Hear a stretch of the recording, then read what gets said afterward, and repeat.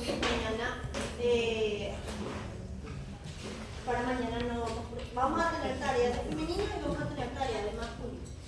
Solamente que mañana no vamos a presentar todavía la tarea, ¿sí? Porque yo quiero usar todo lo que puedo de tiempo para desarrollar femenino. Porque femenino tiene partes, ahora vamos a ver la anatomía y la formación de ovocitos. Después tenemos la parte de la endocrinología en sí, que es estrógeno con todas sus funciones y luego progesterona con todas sus funciones. Tenemos dos voces, ¿sí? En una tercera parte tenemos todo lo que es el ciclo mensual de la mujer, que tenemos que estudiar ciclo ovárico y ciclo uterino. Al cuarto lugar tenemos lo que es el acto sexual femenino y en quinto lugar tenemos todo lo que es la parte de anticonceptivos.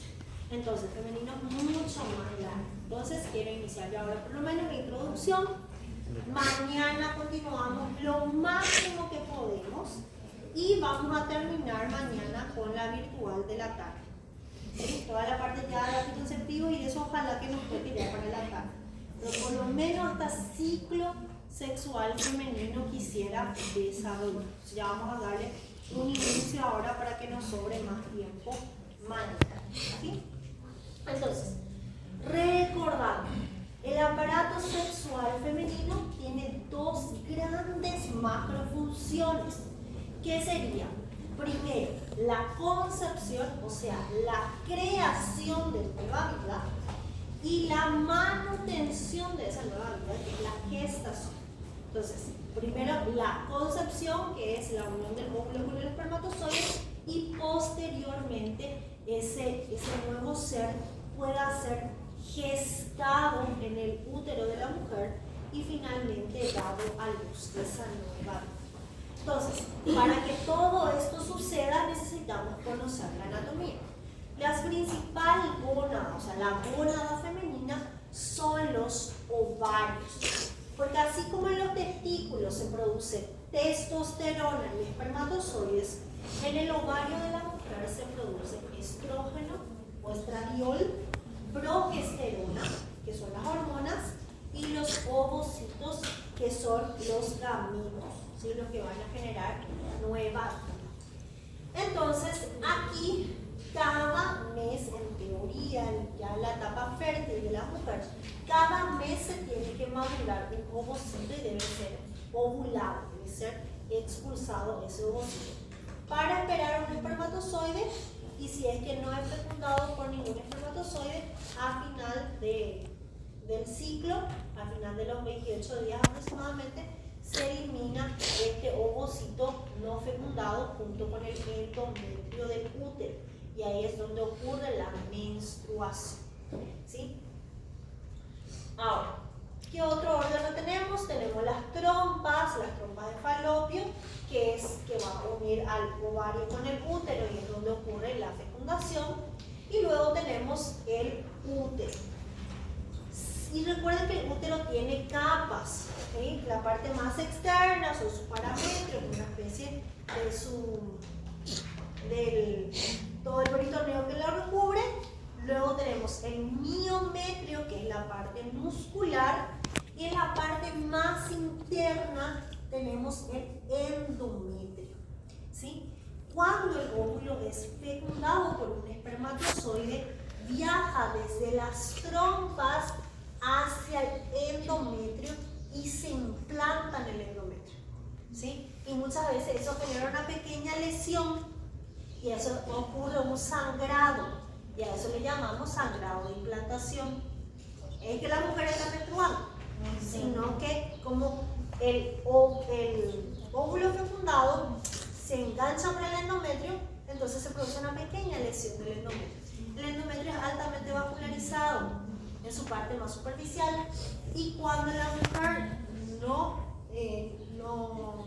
gestó, o sea, no tuvo su fertilización de su óvulo, entonces el óvulo junto con una camada del endometrio justamente se descama y sale esto por la región vaginal como un sangrado útero vaginal. ¿Sí? Eso es lo que ocurre durante la menstruación. ¿Sí? Ya tenemos el ovario, las trompas y aquí tenemos el útero. El útero que tiene partes, ¿sí? Acá tenemos todo lo que es el fondo uterino que hace parte del cuerpo del útero y acá tenemos el istmo y el cuello del útero. Y luego tenemos la vagina, que la vagina es el órgano copulador, ¿sí? Entonces, muchas veces cuando se hace primero la colposcopia, uno va al ginecólogo, entonces se abre la región vaginal, ¿sí? Se observa el cuello de útero. Y este cuello de útero debe aparecer sin manchas, porque cuando se pone coloración y aparecen manchas, entonces hay una sospecha. Y todo esto se tiene que mandar a biopsia. Por eso el Papá Nicolau se toma muestras como un cepillito de... Es como. Es como, no es como de dientes, pero es como un cepillito de rímel. ¿Cómo se llama? ¿Cómo le llaman al rímel? Pincel. Pincel de cilios. Okay. Es como un pincelito de cilios que se toma una muestra y eso se manda al laboratorio para ver en anatomía patológica cuál es la celularidad que está creciendo.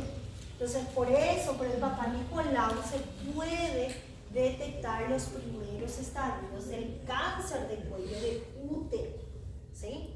Pero no es el único cáncer, puede haber también un cáncer de endometrio.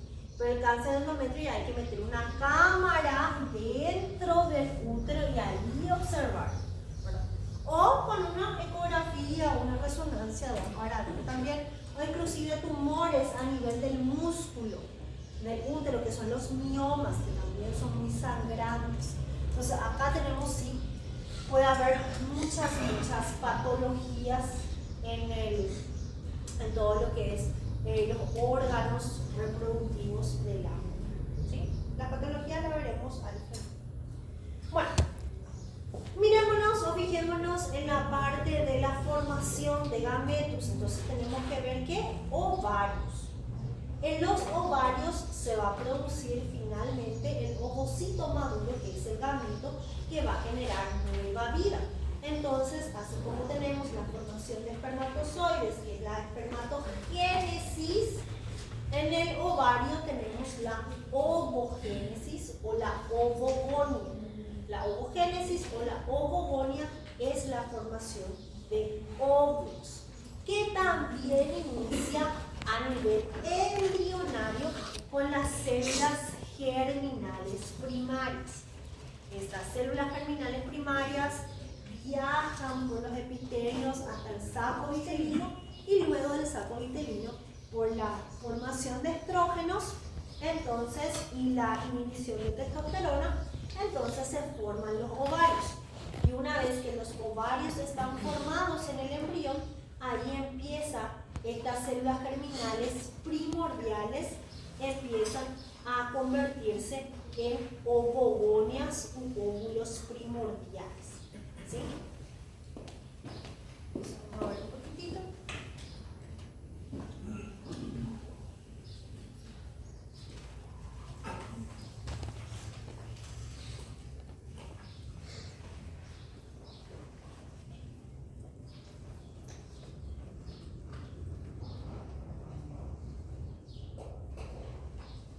Entonces, en el periodo embrionario tenemos estas células germinales primordiales, que es lo que va a ir hasta el ovario, y en el ovario va a formar al óvulo primordial, ¿sí? Estos óvulos primordiales se van a ir reproduciendo varios óvulos primordiales, y en el momento del nacimiento, estos óvulos primordiales tienen dos caminos. Vamos a ver el primer camino, que el óvulo primordial se convierte en ovocito primario y ahí queda. En el momento del nacimiento va a ocurrir esta evolución del óvulo primordial a ovocito primario. Aproximadamente unos 2 millones de ovocitos primarios, ¿sí? queda ahí, en el nacimiento. ¿Sí? Vamos a seguirle primero el paso a los ovocitos.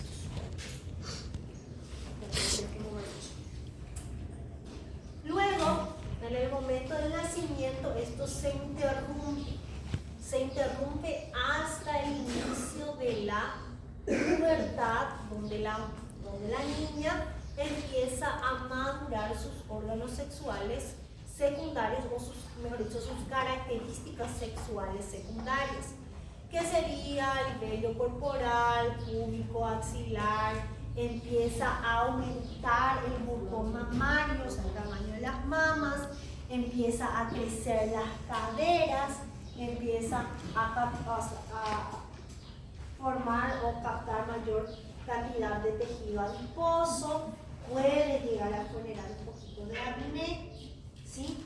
Entonces, en ese proceso empiezan a crecer los labios mayores, los labios menores a nivel vulvar, ¿sí? Entonces, cuando empiezan a haber esos cambios, estos ovocitos primarios, que ya se dividieron por mitosis, empieza el proceso de la meiosis y se divide en dos. El ovocito primario se convierte en dos ovocitos secundarios, ¿sí? Y fíjense que siempre es así. Uno es el que va a seguir el camino de la maduración y el otro se va a degenerar. Cuando se va dividiendo en dos, uno es el que madura, que sigue el camino, que se fortalece, y el otro se degenera. Entonces, de los 2 millones de ovocitos primarios que pudimos haber tenido, la mitad, ¿sí llegó? Muy bien, ¿ah? Y la otra mitad nomás es inmadura. Entonces, nesse caso aí, doutora, quando é fecundado dois óvulos, dois seguem esse mesmo processo. ¿qué? Dois, seguem o mesmo caminho. Os outros são eliminados. Los dos son eliminados.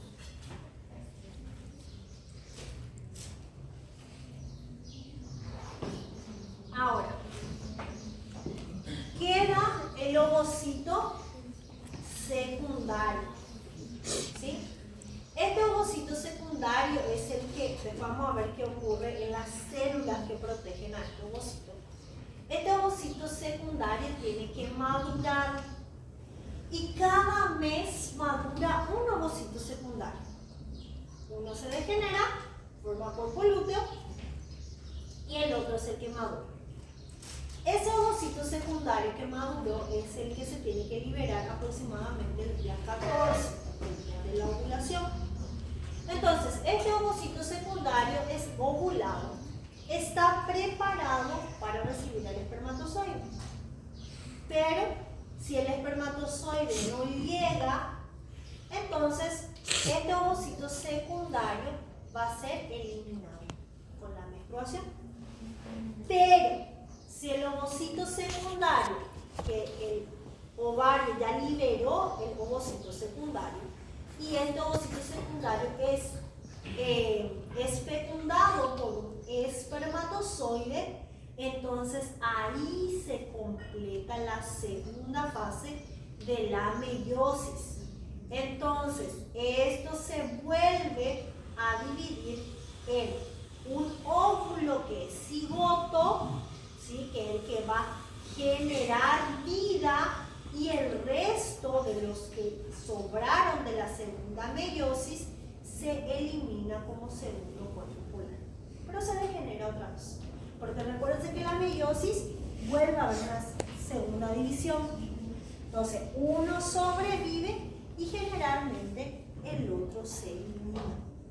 O puede ser que en alguna situación se manden dos ovocitos secundarios y viene un espermatozoide, fecunda uno, viene otro espermatozoide, fecunda otro, y se producen dos cígotos. Y ahí son mellizos, son diferentes.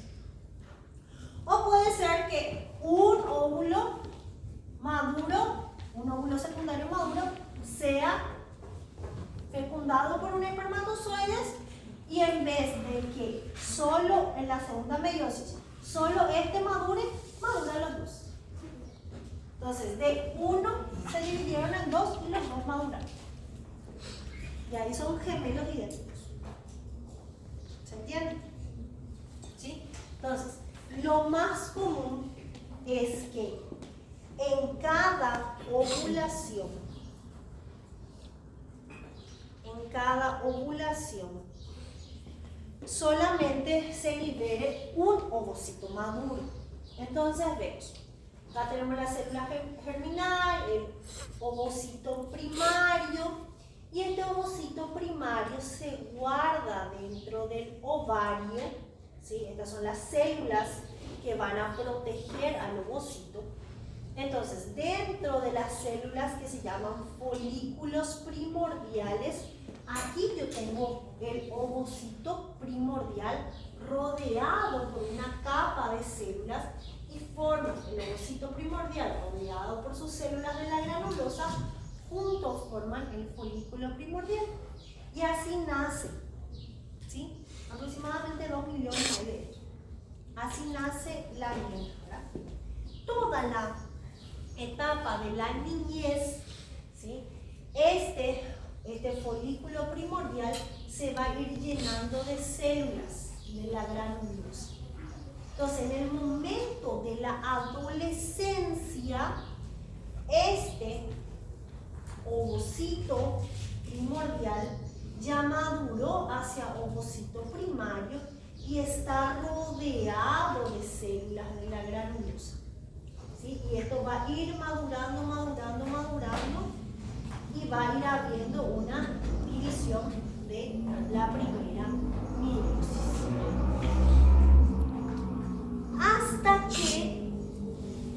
Hasta que la niña entra en su primera ovulación, aproximadamente a partir de los 10 años en adelante. Si la niña llega a tener su primera menarca, su primera menstruación antes de los 10 años, pues es una menarca precoz. ¿Qué es la menarca? La primera menstruación. Si tiene antes de los 10 años, es una menarca precoz. Y si tiene después de los 16 o 18 años, ya es una menarca tardía. Entonces, el tiempo de la primera menstruación tiene que ser entre los 10 y 16 años. ¿Sí? Pero antes de la menstruación, antes que el útero se descame, el endometrio del útero se descame, primero tuvo que haber la ovulación. Entonces, hasta la niñez,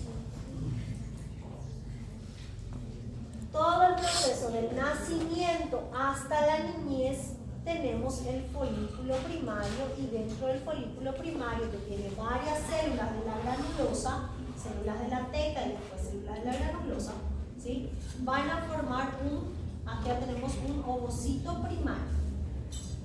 Desde la niñez hacia el inicio de la pubertad y la adolescencia, empieza a formarse una especie de líquido, y ahí vamos a tener células de la granulosa junto con células de la teca que van a hacer madurar a este ovocito primario. Y teniendo todos estos componentes, el ovocito primario se convierte en ovocito secundario. Y tenemos varios ovocitos secundarios en el ovario. Luego que inicia o va a iniciar el periodo fértil de la mujer, entonces varios ovocitos, ya vimos, varios ovocitos primarios se convirtieron en ovocitos secundarios, y cada mes, a partir de la adolescencia, cada mes debería de este folículo maduro que ya contiene al ovocito secundario, se rompe y se libera al ovocito maduro para que pueda ser fecundado.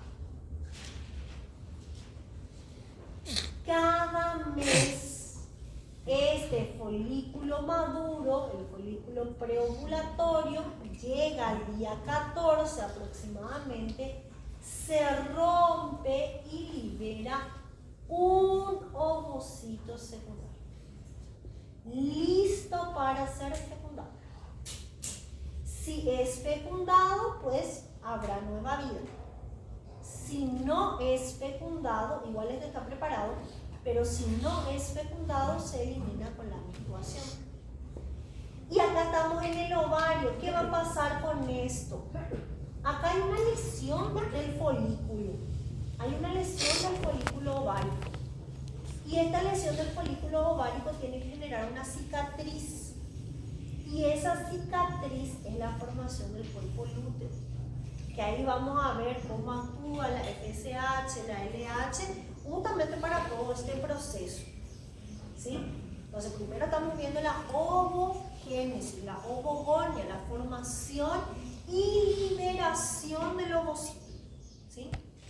Entonces, queda una especie, después del día 14 de la ovulación, del día 15 al día 28 aproximadamente, o 27, ¿sí? Se forma este cuerpo lúteo o cuerpo amarillo que va a generar la cicatrización de la ruptura del folículo ovárico, ¿sí? Y si, como hay, vamos a ver cómo actúa la LH a este nivel y cómo se produce estrógeno y progesterona, lo veremos, ¿sí? Después del día 27 o 28, el cuerpo lúteo se degenera y se atrofia. Y este folículo ovárico terminó su ciclo. Y ahí yo tengo menos un folículo ovárico, menos un ovocito para mi vida reproductiva. En el próximo mes, terminó cuerpo lúteo en el día 27, 28, ocurre la descamación, ocurre la menstruación. Y al término de la menstruación vuelve aquí. El folículo primario vuelve a madurar a folículo secundario. Una vez que este folículo secundario maduró, en el día 14 vuelve a ovular, otro ovocito maduro. Si se fecundó, habrá nueva vida. Si no se fecundó, se va a eliminar con la menstruación. Como este folículo se lesionó, se forma el cuerpo lúteo. En el día 27 el cuerpo lúteo se atrofia y otro ovocito menos, otra vida menos para mi historial reproductivo. Y así se van a ir terminando poco a poco. Porque recuerden acá, este ovocito secundario, si es que se fecunda, va a generar vida y una parte se va a eliminar otra vez. Si no se fecunda, se elimina por completo con la menstruación. Y ya es menos un ovocito que va a formar bebé. E aí, quando se fecunda também, aí ela para de ovular. Si fecunda, para de ovular, ¿por qué? Y eso tiene que ver mucho con las hormonas. Porque cuando la mujer está en periodo fértil, produce un nivel hormonal. Y cuando está embarazada produce otro nivel. ¿Por qué? Nosotros vamos a ver que en la segunda parte, después de la ovulación, hay altos niveles de progesterona. Porque la progesterona es la que mantiene el embarazo. Entonces, ¿qué hace acá? Ovula, hay niveles altos de progesterona, esperando que sea fecundado. O sea, la progesterona está alta, esperando 1 o 2 días después que venga algún espermatozoide a fecundar. ¿Sí? Si no hay esto, la progesterona va a seguir formando el cuerpo lúteo. ¿Para qué? Para que, porque acá vamos a ver que se van a formar algunas células también. ¿Sí? Ok. No hubo fecundación. Los niveles de progesterona van a caer. Y al caer los niveles de progesterona ocurre la menstruación. ¿Para qué va a continuar la progesterona habiendo si no hay nada que mantenga, no hay un embarazo? y ahí vuelve a iniciar el ciclo. ¿Sí? Porque nosotros lo que vamos a estudiar en la mujer es hipotálamo hipófisis, cómo actúa sobre el ovario esas hormonas y cómo actúa sobre el útero esas hormonas. Son dos ciclos, ciclo ovárico y ciclo uterino, que ocurren al mismo tiempo. Al mismo tiempo. ¿Sí? Solo que nosotros lo vamos a estudiar por separado para ver específicamente cómo van a actuar cada hormona en cada. Sim. No caso que a mulher ela vai, mesmo ela tendo, não vou falar engravidado, mas é outro, ter tido a formação, né? O espermatozoide foi lá e teve a formação. Mas ela continuou ovulando e pode acontecer dela ter uma outra gravidez, mesmo já estando grávida, né? Isso seria uma patologia, é isso? No una patología, sino que su cuerpo estaba muy fértil nomás.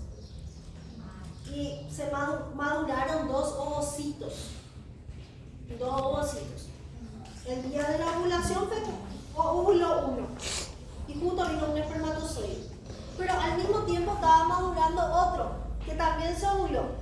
Y el espermatozoide dura 2 días dentro de la cavidad femenina. Entonces los espermatozoides que sobraron pueden fecundar el otro óvulo maduro y tener tipo un día una fecundación, el otro día otra fecundación. O horas después. Podría ocurrir. Eu conheci um caso que no hospital que eu trabalhei aconteceu e por infelicidade da mulher, né, das crianças nem era do marido dela. Então foi um caso assim que mexeu com o hospital. Não, já apareceu um caso que ela engravidou de 2 pessoas ao mesmo tempo. Tipo assim, desse caso aí, mas foi um dia com um homem, outra noite ela ficou com um homem numa data, com outro homem noutra data e foi na mesma... Aconteceu. Passou na televisão isso. Pero podría ocurrir. Mas que azar, hein? Até explicar pro marido. Que azar. Dos pensiones, dijo ya. El problema era si estaba casado. O problema é a surra, né? Imagina. Madeira. ¿Cómo le explicas a tu hijo Tem que pegar um livro de fisiologia. que su hermano mellizo no es del mismo padre?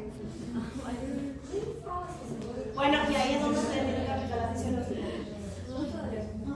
A questão dos teratomas, eles são óvulos defeituosos, eles são óvulos mal fecundados? El problema del teratoma son las células germinales que no logran diferenciarse adecuadamente y esta célula germinal tendría que haber sido un ovocito, pero lleva consigo información genética de pelo, de diente, de cualquier otra cosa. Entonces crece el ovocito, pero en el ovocito crece un cabello, en el ovocito también crece un diente, crece cualquier otra célula, porque la célula germinal primordial no estuvo diferenciada en el embrión de adulto.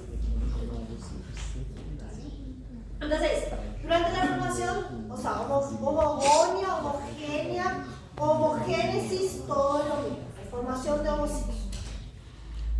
Ok, dice, durante la formación del embrión, las células germinales primordiales migran a lo largo del mesenterio del intestino, imagínense, desde acá, hasta la superficie externa del ovario, porque recordemos que el ovario es un órgano intraperitoneal no peritonizado. Ahí tienes que recorrer todo esto. Pasa al interior de la corteza ovárica y estas células germinales primordiales se convierten en ovogonias u óvulos primordiales. En este caso, estas células germinales primordiales van hasta el ovario y se convierten en ovogonia u óvulos primordiales. Cada óvulo primordial está rodeado por el estroma ovárico que van a formar después lo que es la célula de la granulosa. ¿Sí? Varias células que vienen del estroma ovárico. ¿Sí? ¿Qué nos dice? Dice, el óvulo rodeado por una sola capa de células de la granulosa se llama folículo ovocito que está dentro de este folículo primordial está todavía inmaduro. Y si yo tengo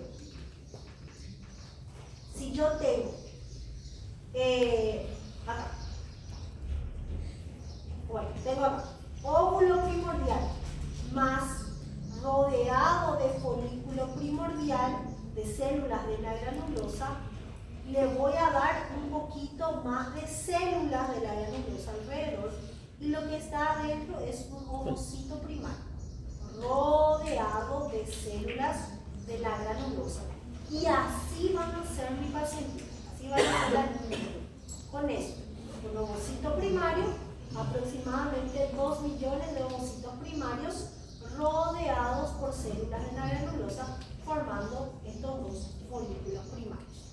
Y así se va a mantener durante toda la niñez. ¿Sí? O sea, el ovario embrionario va a ser solamente la mitosis, que es la división en 46-46, y va a mantenerse así toda la parte fetal. Ok, al nacer contiene 2 millones aproximadamente de ovocitos primarios, y ahí se queda durante toda la niñez. Al entrar ahí en la pubertad, que es el cambio físico de la niñez hacia la adolescencia, ocurre la primera división meiótica, que es dividirse en dos nuevamente. Las células cromosomales que se han dividido vuelven a tener una segunda división, pero acá es solamente ya de los gametos, ¿sí? Ahora es solo de los ovocitos, no de todas las células del cuerpo. Cada ovocito primario se divide en células que contienen 23 cromosomas cada uno. Un óvulo grande secundario y un primer cuerpo polar. Este es el primer cuerpo polar que se va a degenerar, y este es el ovocito secundario. Este ovocito primario donó 23 cromosomas y 23 cromosomas. Uno de ellos es el que va a madurar, el otro se va a eliminar, se va a degenerar. El cuerpo polar se degenera y el óvulo secundario sufre una segunda división meiótica. ¿Sí? Y en una segunda división meiótica ella va a parar y va a quedarse dentro del folículo preovulatorio. ¿Sí? Ahí va a estar rodeado, va a estar guardado hasta que este folículo preovulatorio madure lo suficiente para hacer la ovulación cada mes. ¿Sí? Dice, cuando el ovario libera el óvulo, que eso le llamamos proceso de ovulación, si se fecunda el óvulo, se produce finalmente la última parte de la meiosis 2, pero si no se fecunda, se queda en meiosis 1 y se elimina, se desintegra y se elimina con la menstruación. Entonces dice, la mitad de las cromátidas hermanas permanece en el óvulo fecundado y la otra mitad, que es el segundo cuerpo polar, se degenera, siempre y cuando se haya fecundado. Si no se fecundó, aquí ya se elimina, en meiosis 1. Pero si se fecundó, se forma otra vez la meiosis 2 con un cigoto que va a generar embrión y el segundo cuerpo polar que se va a eliminar.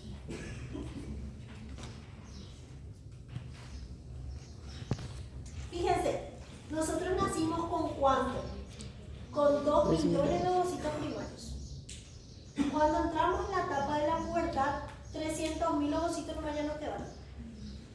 Porque esto se va multiplicando, uno se queda, el otro se elimina. Uno se queda, el otro se elimina. ¿Sí? Y nos quedamos con 300.000 ovocitos. ¿Sí? Solo un pequeño porcentaje de esto va a madurar para ser fecundado. Porque cada vez que se divide, uno se elimina, uno se queda. Pues se dice, los miles de ovocitos que no maduran se degeneran y se van eliminando. Durante todos los años reproductivos de la vida adulta, entre los 13 hasta 46 años en promedio, 45 más o menos, ¿verdad? Fíjense, solo 400 a 500 folículos primordiales se desarrollan lo suficiente para ser folículos primarios, para ser folículos preovulatorios y finalmente para que haya la ovulación. El resto se va a degenerar. Entonces, nosotros tenemos aproximadamente de 400 a 500 menstruaciones disponibles para fecundar en todos nuestros años reproductivos. ¿Sí? ¿Cuántos? Y siempre y cuando la mujer sea regular. Que puede ser que no menstrue todos los meses también. Si no menstrua todos los meses, quiere decir que no ovuló todos los meses. Entonces, vamos a hacer un promedio. Ok, ¿alguien me puede calcular rápidamente en la calculadora? Para no tener, o el que tenga mente matemática. 40, acá calculo, 46 menos 3, ¿cuántos? 33 años. ¿Sí? 33 años de fertilidad. Ok. 33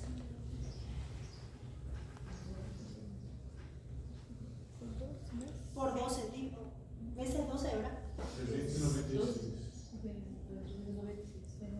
Ok. 396 menstruaciones tiene. Pero, o sea, a partir de los 13 años más o menos, yo ya puedo embarazarme. Pero ¿qué pasa? Normalmente no sale, lo más común es no embarazarse a esa edad, pero lo posible no hay que embarazarse a esa edad. Entonces, ¿cuántos años vamos a poner que podemos embarazar? A partir de los 18. Ponele, bueno, hace poco 45 menos 18.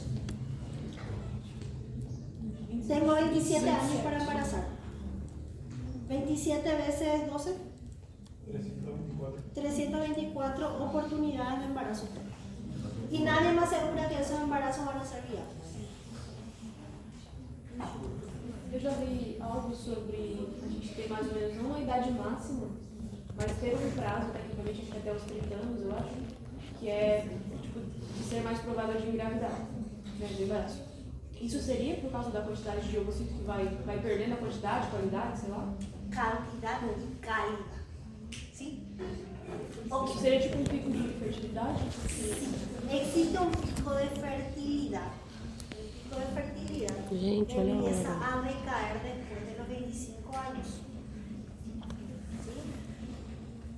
Normalmente los primeros 2 o 3 años, vamos a suponer, caso de una niña que menstruó a los 11 años, primera menstruación. Para que ella se vuelva regular van a pasar 2 o 3 años. 11, 12, 13, 14. A los 14 años más o menos ella va a empezar a ser regular en su ciclo. Entonces a partir de los 14 años ella tiene probabilidades de embarazo. ¿Sí? Que estas probabilidades van a ir aumentando hasta aproximadamente los 25 años. ¿Sí? Ok. Después de los 25, su capacidad ovulatoria va a ir disminuyendo un cierto porcentaje por año. Llegado a los 30 años, la capacidad de ovulación ha disminuido más del 15%. Entonces, yo puedo ovular, pero no quiere decir que mis óvulos van a ser lo suficientemente fuertes como para sostener el embarazo. ¿Sí? Después, hasta más o menos los 35 años, de 30 a 35 ocurre esto. ¿Sí? De los 35 para adelante cada vez es más difícil que los óvulos que están sobrando sean lo suficientemente jóvenes. Entonces, es como que los óvulos también van envejeciendo. Hasta que llega, vamos a suponer, esta paciente llegó a los 45 años y a los 45 años sus niveles hormonales y su ovulación ya fueron siendo cada vez más viejos. Llegó a los 45 años y ella entró en la etapa de la menopausia, que es cuando el ovario deja de hacer la ovulación. Y si no hay ovulación, no hay embarazo, que vos necesitas ovocitos. Entonces, después de la menopausia, al final la capacidad reproductiva de la menopausia solo quedan pocos folículos primordiales en los ovarios, o incluso los folículos degeneran un poquito después. ¿Sí, ya? Porque ¿qué es la menstruación? La menstruación es la descamación del endometrio para eliminar los ovocitos que no fueron fecundados. Pero para eso, tu edad más fértil es aproximadamente hasta los 30, 35 años. Esa es la edad así estrella de tu ovario. Después tu ovario también ya va a ir generando ovocitos que no son tan jóvenes. Quando a mulher tem uma menstruação tardia, prolonga isso ou igual a Podría, pero ahí depende del estilo de vida otra vez. Si fuese una mujer que fuma, te envejeces todo. E alguma mulher também com a menstruação precoce também Podría dar una menopausia precoz. Y esas alteraciones generan cáncer. O que é atreia? Atresia es la degradación y es como una atrofia. ¿Sí? Como la atresia es como una atrofia que se va degenerando, se convierte después finalmente en una cicatriz en el cuerpo lúteo. Y se queda, en vez de un cuerpo amarillo en el cuerpo lúteo, en la atresia se vuelve un cuerpo blanco. Y ese ya es un folículo que ya no tiene ovocito dentro. Ya murió ese.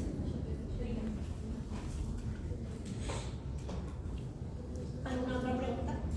Los anticonceptivos no. Los anticonceptivos, ahora que vamos a entrar en la siguiente mañana, hablamos sobre el eje hipotálamo hipofisario que bloquea a la LH y a la FSH. Hay anticonceptivos combinados y hay anticonceptivos solo de estrógeno o solo de progesterona. Estos anticonceptivos por retroalimentación negativa bloquean el eje hipotalámico hipofisario. Entonces le da estrógeno falso o le da progesterona falsa. Entonces tus gonadotropinas se bloquean y al bloquearse las gonadotropinas pues no puede haber ovulación. No reduce la fertilidad de las personas. No tanto, pero lo recomendable es ciclar, hacer un ciclo, o sea, depende de cuál es el objetivo de que vos estás usando hormonas, ¿verdad? Porque no siempre estas hormonas se utilizan con fines anticonceptivos. Muchas de estas hormonas se utilizan como reguladores de la cantidad de hormonas. Una paciente que no tiene estrógeno, le tengo que suplementar con estrógeno. Si una paciente que no produce progesterona, le tengo que suplementar con progesterona. ¿Sí? Hasta regular el eje hipotalámico hipofisario. O sea que no siempre se utiliza como anticoncepción. Ahora, si es como anticoncepción, dependiendo del anticonceptivo, se tiene que ciclar. Hay anticonceptivos que duran un día, hay anticonceptivos que duran un mes, algunos 3 meses, algunos 1 o 2 años, algunos una semana como el CACHE, otros que duran 10 años como el DIU. ¿Sí? Y hay mujeres que van a tener efectos colaterales por el uso de anticonceptivos prolongados y hay mujeres que se quitaron el anticonceptivo y se embarazaron.